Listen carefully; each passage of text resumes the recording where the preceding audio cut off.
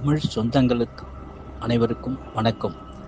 இன்று தைப்பூச திருநாள் பற்றிய சிறப்புகள் சிலவற்றை அறிந்து கொள்வோம்.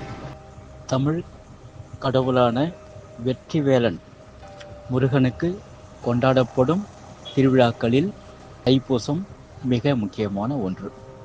தைப்பூச நன்னாளில்தான் இவ்வுலகில் முதலில் நீரும் நீரில் இருந்து உலக உயிரினமும் தோன்றியதாக புராணங்கள் குறிப்பிடுகின்றன.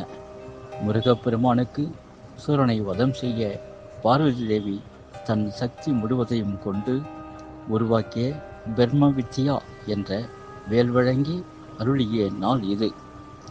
தைப்பூச நன்னாளில்தான் பாம்பு கடித்து இறந்த பூம்பாவை என்ற பெண்ணை அவரது அஸ்தி களத்திலிருந்து பதிகம்பாடி திருஞான சம்பந்தர் உயிர்ப்பித்தார் என்று புராணம் கூறுகிறது.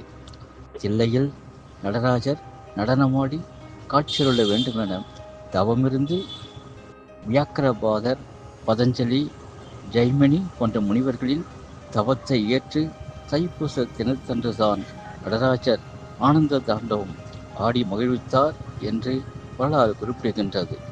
எண்ணற்ற நிகழ்வுகள் இத்திருநாளில் நிகழ்ந்திருந்தாலும் வாடிய பயிரை கண்டபோதெல்லாம் வாடினேன் என்று பாடிய வள்ளலார் தைப்பூச நாளில்தான் ஜோதியாக மாறி இறைவனடி சேர்ந்தார்.